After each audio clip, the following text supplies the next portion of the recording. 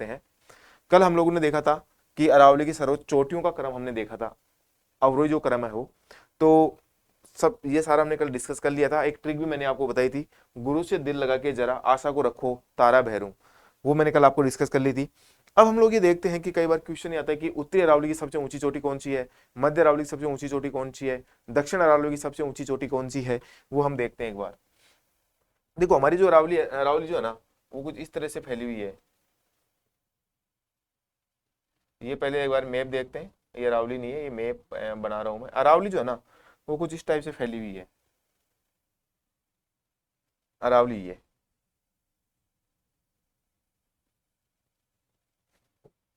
ये अरावली। तो हम देखते हैं यहाँ पे, तो झुंझुनू से लेकर, जो झुंझुनू में लास्ट है, झुंझुनू से जयपुर तक की हम लोग बात करें, जयपुर तक की, तो ये उत्तरी अरावली आती है। उत्तरी अरावली 3 भागों में इसको बांटा हुआ है, उत्तरी अरावली। और इस उत्तरी अरावली की सबसे जो चोटी की हम लोग ऊंची, सबसे ऊंची चोटी की बात करें, तो सीकर का रघुनाथगढ़। कौन सी चोटी है? रघुनाथगढ़, जो 1055 मीटर ऊंची है। कितनी? 1055। वेरी वेरी इंपॉर्टेंट क्वेश्चन है, कई बार एग्जाम्स में पूछा हुआ है कि उत्तरी अरावली की सबसे ऊंची चोटी कौन सी है? रघुनाथगढ़, 1055 मीटर इसको ऊंचे। कई बार ये पूछता है कि रघुनाथगढ़ जो है वो कौन से अरावली का भाग है, वो उत्तरी अरावली का भाग है, मध्य अरावली का भाग है, या दक्षिण अरावली का भाग है। दूसरा हम लोग देखते हैं मध्य अरावली। ये मैंने जयपुर था, जयपुर से लेकर राजसमंद तक। राजसमंद तक कौन सी अरावली आएगी? मध्य अरावली आएगी। और मध्य अरावली में जो चोटी है वो आएगी इसकी तारागढ़। और दक्षिण अरावली, दक्षिण अरावली कौन सी होगी? ये राजसमंद से लेकर सिरोही तक की, इसमें आएगी गुरु शिखर। गुरु शिखर जो मैंने आपको बताई 1722 मीटर, 1722 मीटर। तो अरावली को हमने 3 पार्ट में डिवाइड करके देखा कि अरावली जो है वो एक हो गई हमारी उत्तरी अरावली जो मैंने आपको बताया, फिर मध्य अरावली, और फिर दक्षिण की अरावली। और दक्षिण की अरावली की सबसे ऊंची चोटी कौन सी होगी? गुरु शिखर होगी, जिसकी ऊंचाई कितनी? 1722 मीटर। क्लियर है? ये आपको बेसिक चीजें आपको ध्यान रखनी है। तो अरावली के 3 क्वेश्चन मैंने आपको बता दिए, कई बार मैं एग्जाम से पूछ लेता है। उत्तरी अरावली की सबसे ऊंची चोटी रघुनाथगढ़, मध्य अरावली की अजमेर में तारागढ़, और दक्षिण अरावली की गुरु शिखर। ये आपको ध्यान रखना है। अब हम देखते हैं कि जो अरावली हमने पढ़ी है उसमें कुछ दर्रे होते हैं। दर्रे का मतलब हो गया कि तंग रास्ता होता है। देखो देख, ये एक ये हो गया पर्वत एक साइड में है, और एक ये वाला इस साइड में है। ठीक है, ये जो रास्ता आपको दिख रहा है, ये जो रास्ता दिख रहा है, ये जो रास्ता आपको दिख रहा है, पेन चेंज करके दिखाता हूँ आपको मैं। ये जो रास्ता आपको दिख रहा होगा, ये वाला, ये तंग दरा। दो पहाड़ों के बीच में जो रास्ता जाता है उसको दरा या नाल कहते हैं। ठीक है, तो देखो इधर फाड़ था, एक पार्ट इधर है, इनके बीच से जो रास्ता जा रहा है, ये जो रास्ता है इसको हम क्या बोलेंगे? तंग रास्ता या दर्रा, जिसको कहेंगे हम लोग। क्लियर हुआ? मतलब दो पहाड़ों के बीच में तंग रास्ता होता है या नाल होती है, उसको दर्रा कहते हैं। ये आपको बेसिक चीज समझ में आ गई होगी। आगे हम लोग देख रहे हैं कि कुछ प्रमुख दर्रों की हम लोग बात करेंगे। तो राजस्थान के दर्रे, नाल या घाट की हम लोग बात करते हैं।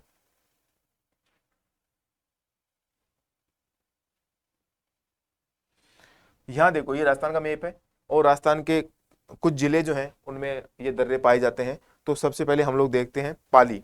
पाली में देसूरी की नाल और सोमेश्वर की नाल, देसूरी की नाल और सोमेश्वर की नाल, देसूरी की नाल और सोमेश्वर की नाल।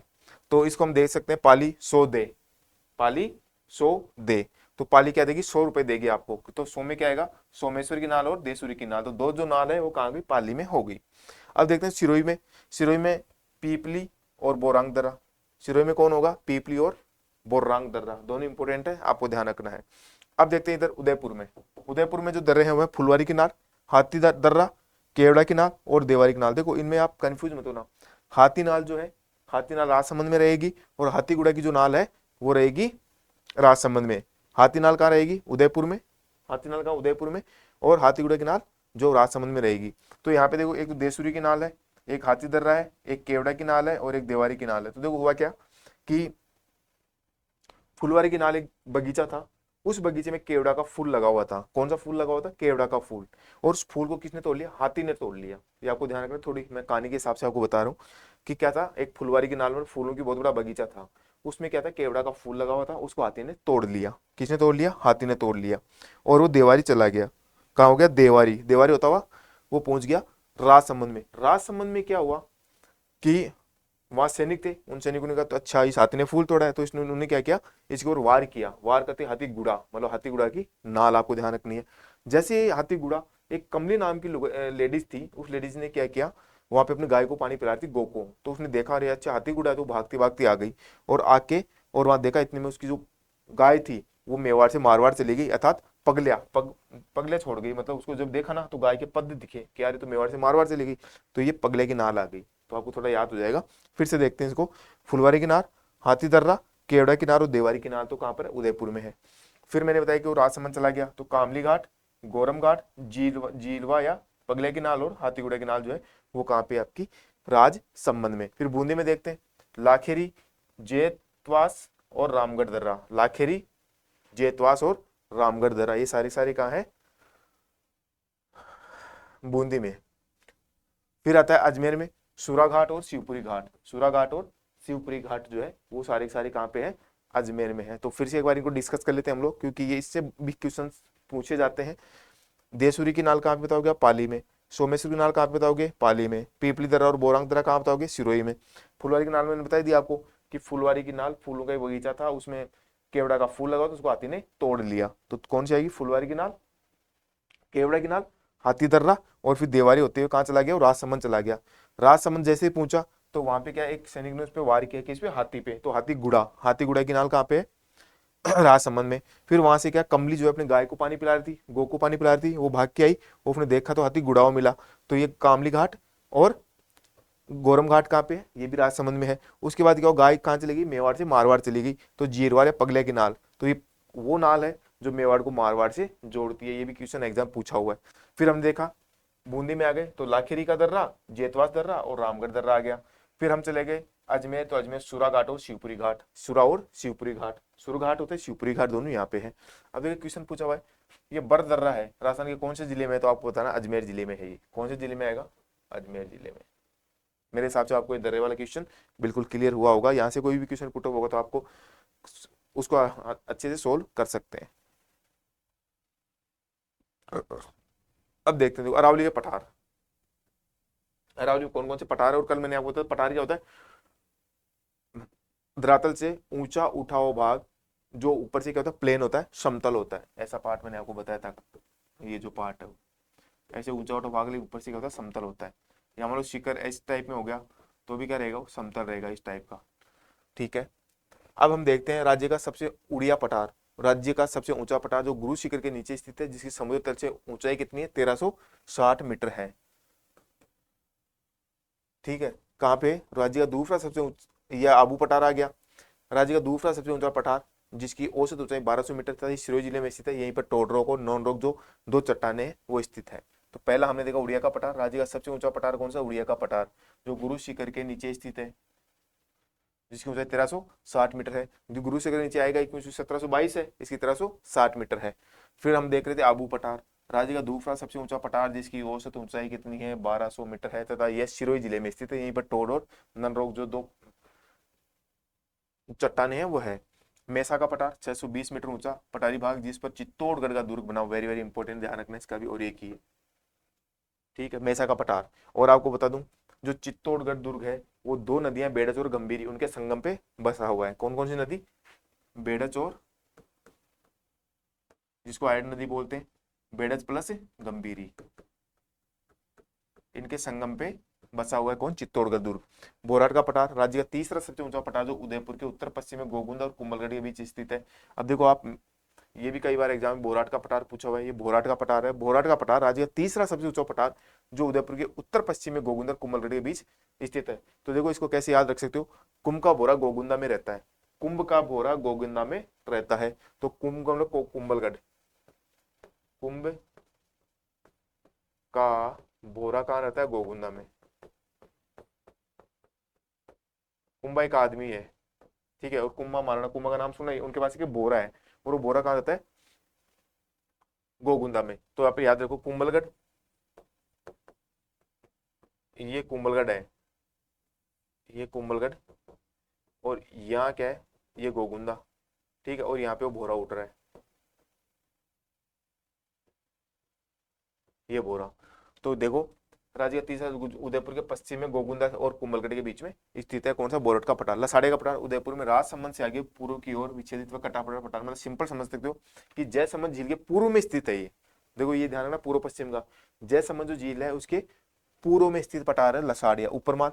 चित्तौड़गढ़ के भैंसरोडगढ़ से भीलवाड़ा के बिजोलिया तक का पठार रियासत काल में उपरमाल के नाम से जाना जाता है। तो भीलों की भैंस कहाँ रहती है, ऊपर। भीलों की भैंस कहाँ रहती है, ऊपर। इसकी ट्रिक से याद है उपरमाल।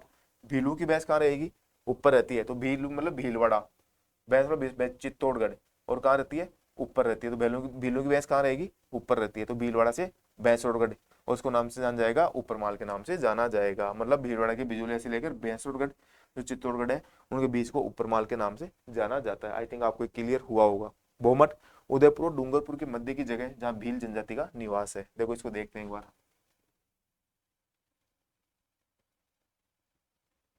ये उदयपुर और किसके बीच में तरह है, डूंगरपुर के बीच में। ये दोनों के बीच में जो रास्ता ये आएगा ये वाला, उसको किस नाम से बोलेंगे हम लोग, भोमट। ये आ गया भोमट, क्लियर है। तो उदयपुर और डूंगरपुर के बीच का जो एरिया है उसको किस नाम से बोलेंगे, भोमट के नाम से बोलेंगे। और ये क्वेश्चन जो है पीएसटीसी 2023 में आया था। पीएसटीसी 2023 प्री जो एग्जाम हुई थी, या बोल सकते हैं जो इंटर टेस्ट हुआ था, उसमें पूछा गया था। त्रिकुट पहाड़ी जैसलमेर का किला इसके ऊपर स्थित है, जिसको स्वर्णगिरी के नाम से जाना जाता है। त्रिकुट पर कैला देवी माता का मंदिर है, करौली में नवरात्र में मेला बढ़ता है। चीचट्टू मेहरानगढ़ जोधपुर में, और आपको पता है जोधपुर का जो किला है उसको नाम से किस नाम से, मयूर ध्वजगढ़ के नाम से जाना जाता है। जसवंतपुरा की पहाड़ियाँ आबू क्षेत्र के पश्चिम में स्थित पहाड़ियाँ, इसमें सबसे ऊंची चोटी है जसवंतपुरा की जो पहाड़ियाँ है ना, सबसे ऊंची चोटी है डोरा पर्वत। इस क्षेत्र में जालोर में रोजा बाकर, ईशाना बाकर और झारोर बाकर पहाड़ियाँ स्थित है। कहाँ पे, जालोर में। तब आगे बताऊंगा मैं आपको कि बाकर और पहाड़ी का नाम साथ में आ गया ना, बाकर बाकरी पहाड़ी का नाम तो सब आपको लिखना है, जालोर में है। बाकर देव क्या है, पूरी सुरक्षित क्षेत्र में अरावली की तीव्र ढाल वाली ऊबड़ खाबड़ कटक पहाड़ियां जिन्हें स्थानीय भाषा में बाकर कहा जाता है। तो क्वेश्चन पूछता है कई बार वो, बाकर क्या है, तो बाकर ये ऐसे बोलेंगे पूर्वी सुरोई में अरावली की तीव्र ढाल वाली ऊबड़ खाबड़ पहाड़ियों को किस नाम से जाना जाता है, तीन चार ऑप्शन देगा। उनको बाकर कहा जाता है, उनको गिरवा कहा जाता है, उनको और कुछ बोलेगा तो आप क्या करके आओगे, उनको बाकर कहा जाता है। क्या बोलोगे, उनको बाकर कहा जाता है। गिरवा उदयपुर क्षेत्र में तस्त्री नुमा आकृति वाली, तस्त्री नुमा का मतलब इस तरह की आकृति क्या रहेगी, पहाड़ियां रहेगी, उन पहाड़ियों को क्या बोलोगे आप, गिरवा। ये आ गया गिरवा, ये गिरवा है, क्लियर है। तो आपको समझ में आ गया होगा बहुत अच्छे तरीके से यहाँ तक जो हमने डिस्कस किया पूरा। आपको दो तीन का मेन ध्यान रखना है। जैसे एक तो मैंने बताया आपको, बोराट का पठार बता दिया, आपको ट्रिक बताई थी मैंने, ठीक है। उसके बाद में मैंने आपको बताया भोमट बता दिया, ऊपर माल बता दिया, तो ये अच्छे से आपको क्लियर हो गया होगा। और आप एक बार रीड आउट करोगे तो आपको वो चीज़ अच्छे से क्लियर हो जाएगी। अब देखो ये मैप है, तो मैप में मैंने सारी चीज़ आपको वैसे एक्सप्लेन कर दी है। अब देखते हैं सिरोही। देखो कहीं भी यदि बाकर दिख जाए, ओनली बाकर, तो बाकर मैंने अभी आपको बताया सिरोही में है। तीव्र ढाल वाली जो पहाड़ियां हैं वो कहाँ पे, सिरोही में है। यदि पहाड़ी का नाम आपको दिखे प्लस मगरा मगरी दिखे तो उदयपुर में, जैसे हिरण मगरी, मासला मगरी तो उदयपुर में। पहाड़ी का नाम और बाकर बाकरी जैसे रोजा बाकर, इसराना बाकर तो ये जालोर में। पहाड़ी का नाम और डूंगर डूंगरी दिख जाए तो जयपुर में, जैसे मोती डूंगरी, विजय की डूंगरी, भीम डूंगरी। ये अपवाद है दो, इनका ध्यान रखना, ये वेरी वेरी इंपॉर्टेंट है। एक तो देखो बेल का मगरा होना कहाँ चाहिए था, उदयपुर में, लेकिन है कहाँ, सिरोही में। और एक रेल का मगरा, ये राजसमंद में। तो दोनों का ध्यान रखना, रे से रेल और रे से राजसमंद ध्यान रख लेना। और बेल का मगरा सिरोही में है। बेल का मगरा कहाँ पे है, सिरोही में, ये आपको ध्यान रखना है। तो देखो रोजा बाकर, अब आगे देखते हैं।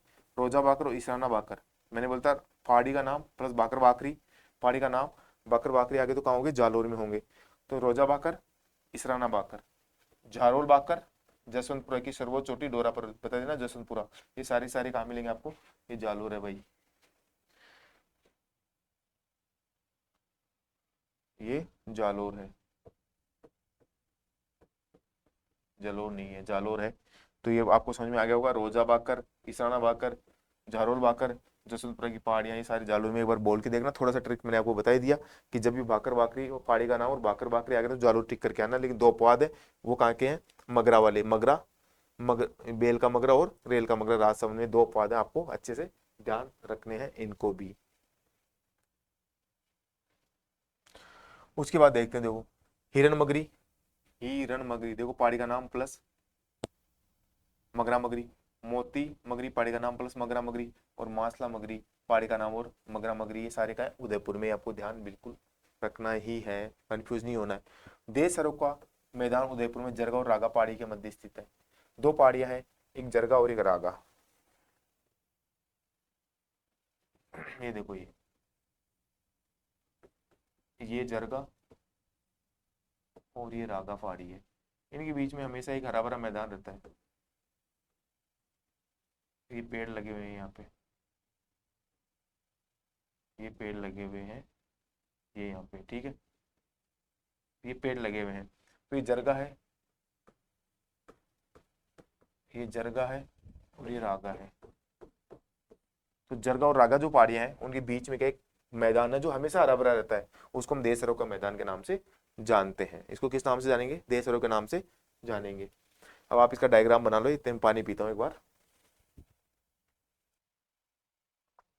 अब आगे देखते हैं, देखो मुकंदरा की पहाड़ियां, मुकंदरा की पहाड़ियां कोटा व झालावाड़ के बीच स्थित है। इस भूभाग का ढाल क्या है? दक्षिण से उत्तर की ओर है। किधर है? दक्षिण से उत्तर की ओर, मतलब दक्षिण से आप उत्तर की तरफ देखोगे ना तो ढलान ऐसे आएगा इनका, या मान लो ये उत्तर है, ये दक्षिण है, तो इसका ढाल कहाँ आएगा? ऐसे बिल्कुल दक्षिण से उत्तर की ओर। तभी आपने देखा होगा कि जो चंबल नदी है वो दक्षिण से उत्तर की ओर बहती है। दक्षिण से किधर बहेगी? उत्तर की ओर बहती है, एकमात्र नदी है जो दक्षिण से उत्तर की ओर बहती है।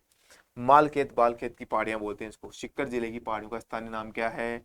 मालखेत की पहाड़ियां। किस नाम से जानोगे? मालखेत की पहाड़ियां। और मालखेत की पहाड़ियों में लोहागढ़ जी है। क्या है? लोहागढ़ जी का स्थान है। हर्ष की पहाड़ियां सीकर जिले, देखो हर्षनाथ अलग है, हर्ष की पहाड़ियां बोल रहा हूँ मैं, हर्षनाथ अलवर में जाएगा।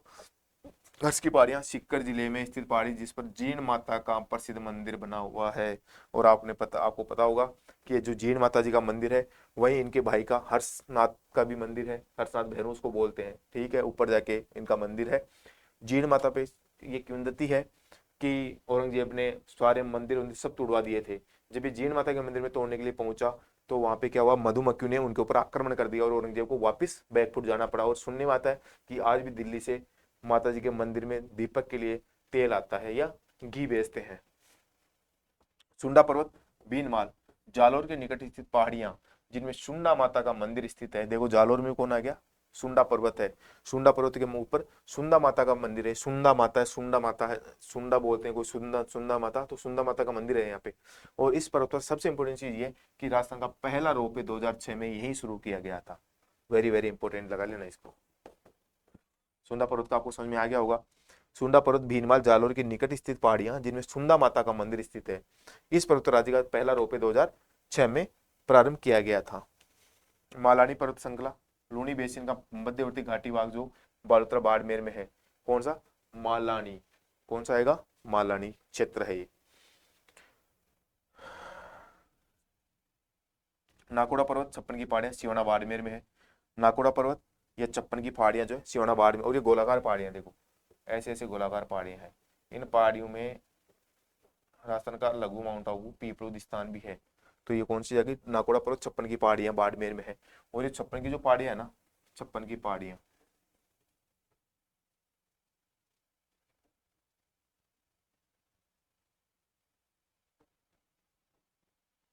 छप्पन की पहाड़ियां, इनमें राजस्थान का मेवा नगर है। ये राजस्थान का मेवा नगर है। कौन सा?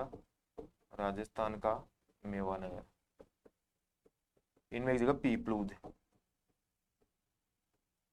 जिसे क्या बोलते हैं? राजस्थान का लघु माउंट आबू।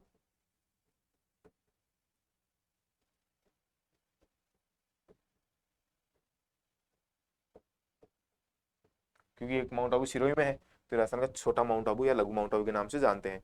ये गोलाकार पहाड़ियां हैं। कैसी पहाड़ियां हैं? गोलाकार पहाड़ियां, मैंने आपको बता दी, गोल गोल पहाड़ियां हैं ये सारी। कैसी पहाड़ियां आएगी? गोलाकार पहाड़ियां आएगी। रामगढ़ क्रेटर 12 में जो घोड़े की नाल के जैसा है। देखो रामगढ़ क्रेटर को बोला जाता है कि कोई उल्का पिंड गिरा था किसी टाइम पे और उसकी वजह से झील बन गई थी। तो ये घोड़े की नाल के समान है, ऐसे वाली, इस टाइप के घोड़े की नाल के समान। गिरवा तस्लीनुमा पहाड़ी जो कहाँ पे? उदयपुर में है। ये मैंने आपको बताया तस्लीनुमा इस टाइप की पहाड़ियां हैं। इस तरह की जो पहाड़ियां हैं वो कहाँ पे है? उदयपुर में है। ये देखो ये पहाड़ियां जो है उदयपुर में है। इस तरह की पहाड़ियाँ उदयपुर में है। मैंने बताया था रामगढ़ की रिटर घोड़े की नाल के समान जो है वो कहाँ पे आएगी, घोड़े की नाल के समान रामगढ़ की रेटर में। ये देखो ये वाली घोड़े के नाल के समान आकर ये यहाँ पे आ जाएगी। गोलाकार पहाड़ियां मैंने बता दिया आपको बाड़मेर में है। अर्धचंद्राकार पहाड़ी जो कोटा बूंदी झालावाड़ में है। आधे चंद्र के समान ऐसे, आधा चांद मत चांद सबने देखा होगा ना ये वाला, ये देखो इनमें ज्यादा फर्क नहीं है दोनों पहाड़ी में। सर्पिलाकार पहाड़ियां अजमेर में है। सर्पिलाकार पहाड़ियां का है अजमेर में है।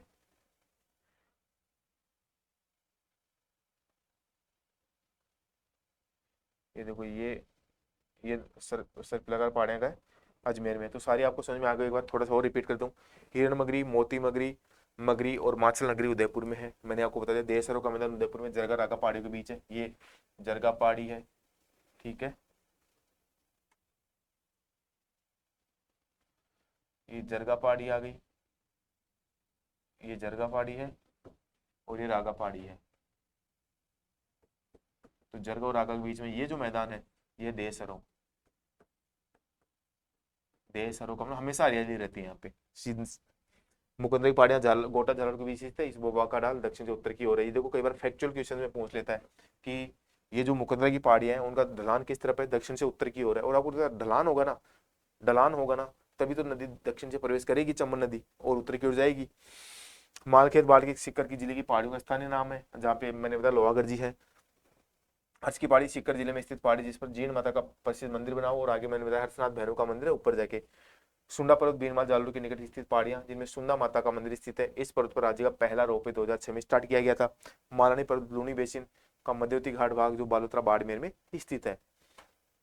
नाकोड़ा पर्वत 56 की पहाड़ियां सिवाना बाड़मेर में है। बहराच ये रह गया था, बहराच अलौर में, ध्यान रखना। खो पर्वत, खो जयपुर में है, खो जयपुर में है। ये थोड़ा सा मिस प्रिंट है। खो कहाँ पे, जयपुर में, ठीक है। बीजासन का पांडर के पास स्थित भीलवाड़ा में बीजासन माता का मंदिर है यहीं पे। गोलाकार पहाड़ी बाड़मेर में है। रामगढ़ क्रेटर 12 में जो कि घोड़े के नाल के समान आपको बता दिया मैंने। ये सारी चीजें डिस्कस कर ली है। जालूर बाड़मेर की पहाड़ियां ग्रेनाइट राइलाइट की बनी हुई। देखो ये सेकंड ग्रेड एग्जाम 2023 में क्वेश्चन पूछा था कि जालोर की जो पहाड़ियां किसकी बनी हुई है, तो ध्यान रखना ग्रेनाइट रायोलाइट है ये। सो GR से याद रखना आप, GR ग्रेनाइट और रायोलाइट से। सेकंड ग्रेड एग्जाम 2023 जीके का जो फर्स्ट पेपर हुआ था उसमें क्वेश्चन पूछा गया था जालोर बाड़मेर की पहाड़ियां किससे बनी हुई है, तो आपको लिखना ग्रेनाइट और रायोलाइट। जनरली हम ग्रेनाइट का ध्यान रख लेते हैं बट ग्रेनाइट रायोलाइट अपने को याद नहीं आता, तो रायोलाइट है ये रायोलाइट। इसको यहाँ लिख देता हूँ आगे लेके, रायोलाइट से बना हुआ है, ग्रेनाइट और रायोलाइट से। 56 गोलाकार पहाड़ियां बाड़मेर में जहाँ नाकोड़ा पर्वत है। क्या पर्वत है, नाकोड़ा पर्वत, जिसे राजस्थान का मेवा नगर कहते हैं। क्या कहेंगे इसको, मेवा नगर। और जिसे पीपलुद स्थान, उसी में एक पीपलुद स्थान और बना हुआ है जिसे हम क्या कहेंगे, राजस्थान का लघु माउंट आबू कहते हैं। तो ये गोलाकार पहाड़ी आएगी, गोलाकार पहाड़ियां। इन्हीं गोलाकार पहाड़ी में देखो ये अलग अलग है। ये नाकोड़ा आ गया, ये नाकोड़ा आ गया। और नाकोड़ा में क्या आगे, पीपलुद स्थान, पीपलुद स्थान आ गया। ये पीपलुद है, राजस्थान का लघु माउंट आबू पहले बता दिया मैंने। और ये नाकोड़ा जी, ये आपको ध्यान रखना है। अब देखेंगे आगे तीसरा जो हमारा भौगोलिक प्रदेश था राजस्थान का, वो पहला हमने देखा उत्तर पश्चिम और उत्तर प्रदेश हमने स्टडी किए। उसका रावली पर्वतमाला देखी हमने। उत्तर पश्चिम और उत्तर प्रदेश में हमने देखा कि 61.11%, 61.11 पर 40% जनसंख्या निवास करती है। उसके भाग देखे, शुष्क और अर्धशुष्क भाग हमने डिस्कस किए थे। उसके बाद हमने देखा अरावली पे 9% 10% जनसंख्या निवास करती है। उसके दर्रे कौन से, अरावली की सर्वोच्च चोटियां कौन कौन सी है, वो हमने डिस्कस की। इसके बाद हम जस्ट अब देख रहे हैं पूर्वी मैदानी प्रदेश, नदियों द्वारा जमा किए गए अवसादों से निर्मित मैदान, जिसके कारण गंगा और यमुना के मैदान से समरूपता पाई जाती है। ये बात अरावली के पूर्व में है। तो अरावली देखो ये रही, अरावली अपनी ये जाएगी ऐसे इस पार्ट में कंप्लीट। ये अरावली का पार्ट जा रहा है मान लो, तो ये क्या हो जाएगा, इसके जो पूर्व में स्थित है, पूर्व में कौन सा स्थान स्थित है, वो पूरी मैदान के नाम से जान जाएगा। और पूर्व में स्थित है और मैदानी क्यों है, क्योंकि नदियों के द्वारा निर्मित है, नदियों के अवसादों से निर्मित है ये, ठीक। और गंगा यमुना के बराबर क्यों है, क्योंकि गंगा और यमुना की जो बेसिन्स है उनकी हमारे पूर्वी मैदान से समरूपता पाई जाती है। तो ये अरावली के पूर्वी भाग में आ गया। अब देखते देखो यहाँ पूर्वी मैदानी प्रदेश की भौतिक विशेषता क्या क्या है। राजस्थान में 50 सेंटीमीटर वर्षा रेखा से पूर्व में स्थित प्रदेश को पूर्वी मैदानी प्रदेश के नाम से जाना जाता है। यह प्रदेश नदियों द्वारा निर्मित है, इसी कारण से नदी बेसिन या प्रदेश भी कहा जाता है। देखो ये नदियों के द्वारा निर्मित है, पूरा का पूरा जो एरिया आपको दिख रहा है वो थोड़ा सा बन गया। ये पूर्व का जो एरिया है पूरा ये पूर्वी मैदानी प्रदेश है जो नदियों के द्वारा निर्मित है हमारे पास में। तो ये आपको ध्यान में रखना है। आगे देखते हैं इसमें क्या बताया, 50 सेंटीमीटर वर्षा रेखा से पूर्व में स्थित प्रदेश। 50 का मैंने कल आपको बताया था, 50 सेंटीमीटर वर्षा रेखा राजस्थान को दो भागों में बांटती है, पश्चिमी और पूर्वी में। तो ये बोला कि 50 सेंटीमीटर वर्षा रेखा से पूर्व में स्थित जो क्षेत्र है उसको पूर्वी मैदानी के नाम से जाना जाएगा। यह मुख्य रूप से धौलपुर, करौली, सवाई माधोपुर, कोटा, चित्तौड़, जयपुर, दौसा, भरतपुर, टोंक, भीलवाड़ा, राजसमंद, उदयपुर, डूंगरपुर, बांसवाड़ा में विस्तृत है। क्षेत्रफल जनसंख्या की हम लोग बात करेंगे। यह राजस्थान के क्षेत्रफल में कितना भाग रखता है, 23%। क्षेत्र में 23% भाग है, लेकिन 39% जनसंख्या निवास करती है। तो याद कैसे रखना, 23-39 ध्यान रखना, 23-39, 23-39, 23-39 भाग पर स्थित है, जहां पर कुल जनसंख्या कितनी है, 39% जनसंख्या यहाँ पे निवास करती है। इसी कारण यह राजस्थान का जनसंख्या घनत्व की दृष्टि से सबसे बड़ा भौतिक प्रदेश है। तो क्षेत्रफल कितना है इसके पास में, क्षेत्रफल कितना लेगा ये, 23%। और जनसंख्या कितनी है, इसकी जो जनसंख्या है वो है 39%। ध्यान रखना जनसंख्या का घनत्व जो है सबसे ज्यादा यहीं पे रहता है। ध्यान रखना आपको 23% जनसंख्या है, 23% क्षेत्रफल के ऊपर 39% जनसंख्या निवास करती है। 23% पे कितनी है, 39%। इसी कारण यहाँ पे जनसंख्या का जो घनत्व पाया जाएगा वो सबसे ज्यादा पाया जाता है। जलवायु, इस प्रदेश में औसत वार्षिक वर्षा कितनी रहेगी, 50 से 80 सेंटीमीटर रहने वाली है, क्योंकि 50 से ज्यादा ही रहनी है। 50 से कम तो पश्चिम वाले क्षेत्र में था, 50 से ज्यादा किस में आ गई, पूर्व वाले क्षेत्र में आएगी। इस प्रदेश में मुख्य रूप से क्या अधात्विक खनिज पाए जाते हैं एवं सर्वाधिक मात्रा में इस क्षेत्र में संगमरमर का उत्खनन होता है। किसका उत्खनन, किसका होता है, संगमरमर का उत्खनन होता है। जलवायु बता दी, खनिज बता, मिट्टी, इस प्रदेश में मुख्य रूप से दोमट एवं कछारी मिट्टी पाई जाती है। कौन सी, दोमट और कछारी मिट्टी पाई जाती है, जो कि राजस्थान में सबसे अधिक उपजाऊ मिट्टी है, जो कि राजस्थान में सबसे अधिक उपजाऊ मिट्टी के नाम से जानी जाती है। कृषि क्षेत्र में मुख्य रूप से गेहूं, सरसों, चावल, गन्ना उत्पादन होता है। उच्च, इस प्रदेश में चंबल नदी बेसिन को छोड़कर बाकी पूरा क्षेत्र मैदानी प्रदेश है। इस प्रदेश के चंबल बेसिन में डांग, बीहड़, ये बीहड़ है, बीहड़, बीहड़, ये टाइपिंग मिस्टेक थी, तो ये बीहड़ है। अब देखो ऊंचा ऊंचा क्या है, जैसे नदी है, नदी इधर से फ्लो कर रही है, मान लो यहाँ से ये नदी का एरिया है, तो यहाँ पे खड्डे कर देगी बहुत गहरे गहरे, इस तरह के खड्डे बना देगी नदी, इस तरह के खड्डे बनाएगी।